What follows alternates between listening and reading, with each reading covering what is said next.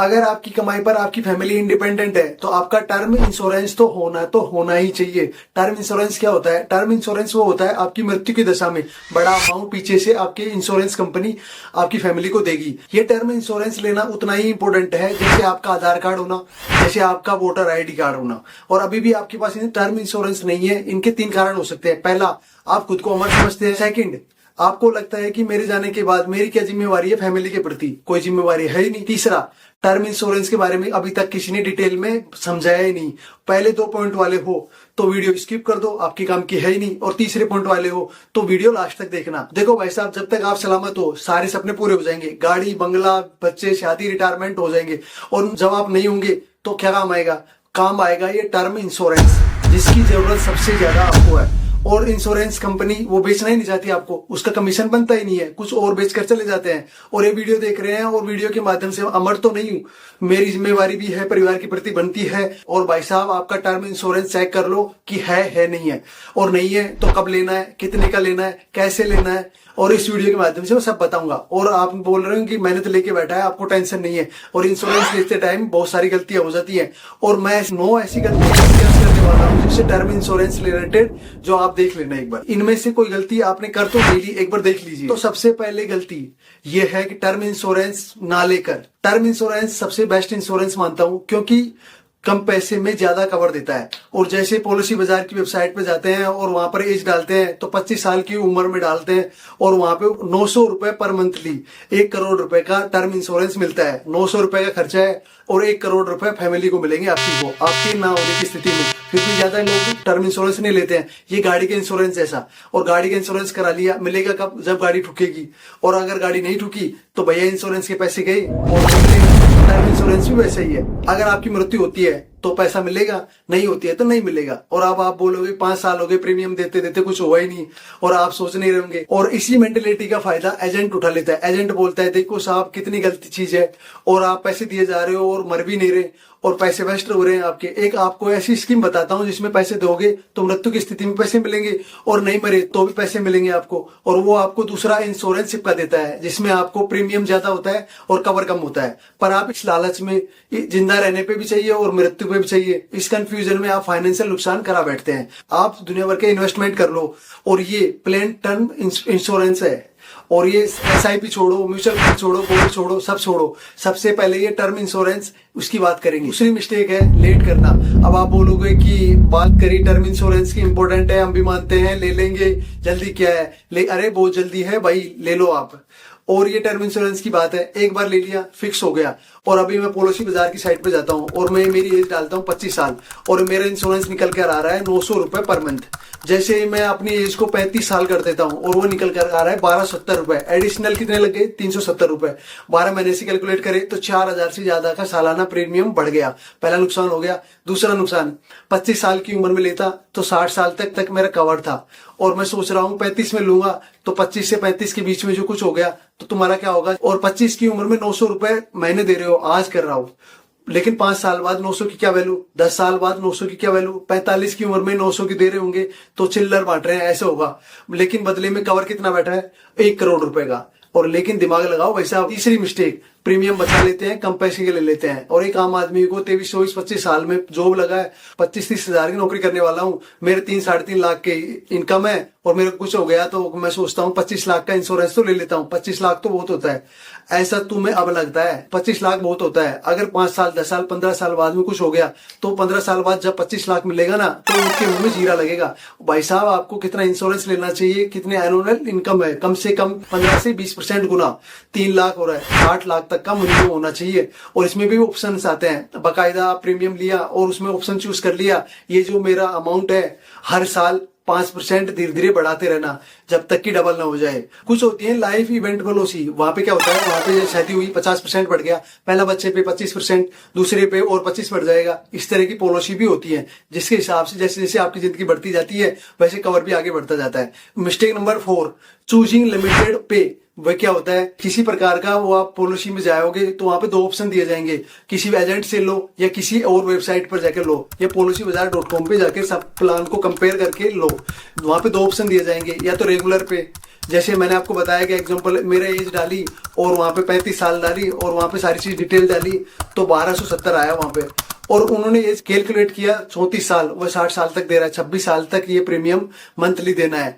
और वो दूसरा साथ में एक ऑप्शन दे रहा है, देखो समझदारी दिखाओ। तो एक काम करो, आप थोड़ा सा प्रीमियम बढ़ाओ, 2385 रुपए दे दो मुझे पर मंथली, और ये सिर्फ आपको 10 साल देने हैं, 10 साल तक देना है और उसके बाद देना बंद कर दीजिए। आपका 26 साल का पूरा कवर कर देंगे और पैसे सिर्फ 10 साल तक देने हैं। हाँ, थोड़े पैसे ज्यादा ले रहे हैं, बट शुरुआत में ओरल बात की जाएगी तो आपके 1,09,000 रुपए बचेंगे। कई लोग कहते हैं कि इधर ही ले लेते हैं, पैसे बच रहे हैं और आदमी को चाहिए बचत। मैं कह रहा हूं कि नहीं करना चाहिए, ये मिस्टेक है। आप बोलोगे कि कैसे मिस्टेक है ये, मैं कह रहा हूं कि आपको अभी देने से 1270 देने थे आपको और मांग रहा है 2387, 1100 रुपए एक्स्ट्रा मांग रहा है। और अगर मैं इसको इन्वेस्ट कर दूं, 12% की रिटर्न आने लग जाए तो मेरे को मिलेंगे 2,55,000 रुपए।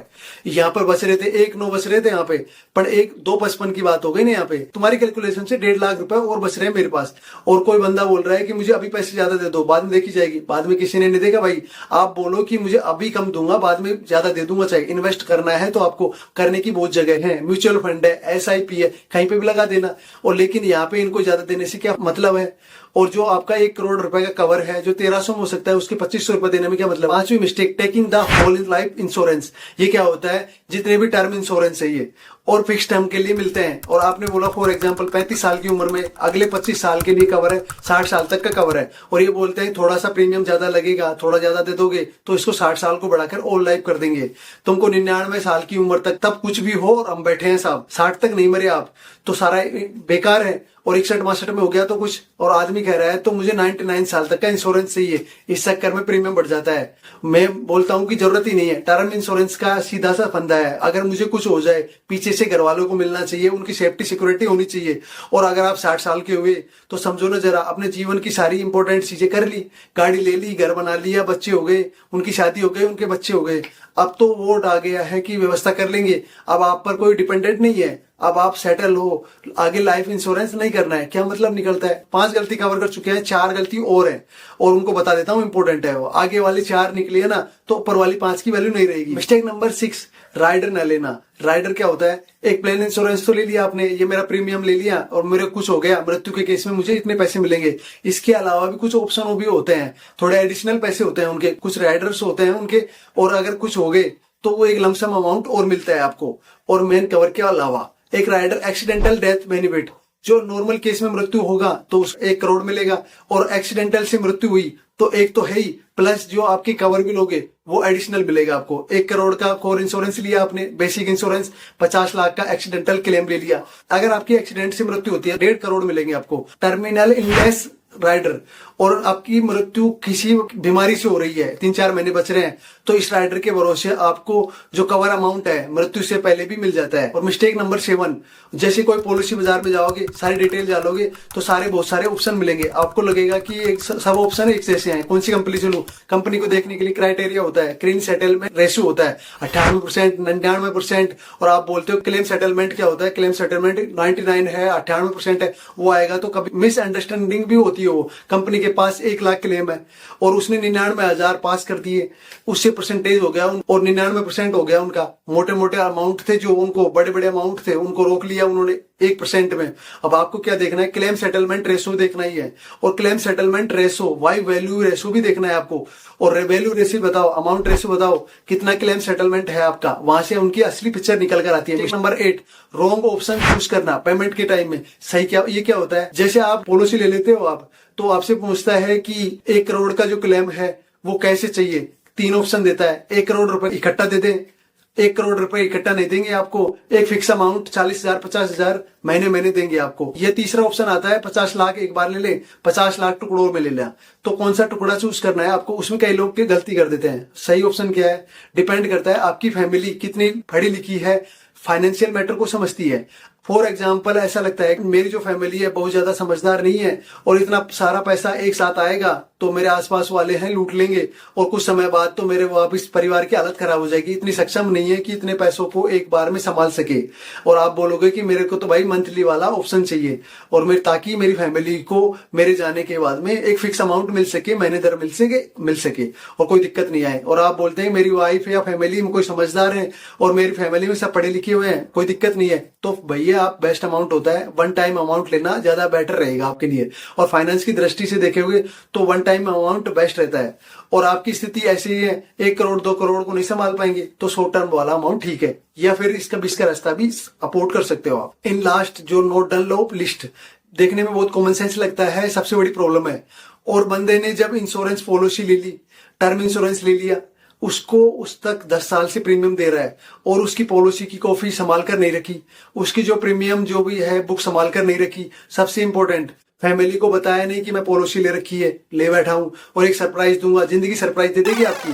टर्म इंश्योरेंस ले रहे हैं तो लेते ही आपकी फैमिली को बैठा के समझाओ, किसी समझदार व्यक्ति को, भाई को, बच्चों को, अपनी फैमिली वालों को, यार दोस्तों को समझाओ कि भैया मैंने पॉलिसी ली है, मेरी मृत्यु पे 1 करोड़ रुपए मिलेंगे, इस फाइल में ये ओरिजिनल कॉपी पड़ी है, ये अलमारी में मेरी कॉपी पड़ी है ये वाली, और ये अलमारी में इस जगह रखी हुई है, कल को मेरे को कुछ हो जाए तो ये फाइल निकाल कर ये बंदे के नंबर है या ये कंपनी की पॉलिसी है और इसके अंदर ये चीज है, तो आप इसमें क्लेम कर देना, आपको प्रॉफिट मिल जाएगा, बेनिफिट मिल जाएगा मेरे जाने के बाद में। ऐसे डेथ हो गई, कई लोगों की डेथ हो जाती है, घर वालों को पता ही नहीं रहती है, तो पॉलिसी रहती है उनके पास पर घर वालों को पता ही नहीं है। और कंपनी बोलती है कि कोई आए तो सही लेने के लिए, कोई आएगा ही नहीं तो हम देंगे कैसे, कंपनी भी ये बोलती है। अगर आप ऑलरेडी इंश्योरेंस ले चुके हैं तो चेक कर लीजिए आपने कोई गलती नहीं की है, और की है तो सुधार लो। अगर आप पहली बार इंश्योरेंस करवा रहे हैं तो इसको भी ध्यान से देख। आपको ये वीडियो के अंदर बहुत कुछ समझ में आया होगा, और अगर आपको समझ में आ गया हो तो लाइक, शेयर और सब्सक्राइब कर लीजिए मेरे चैनल को।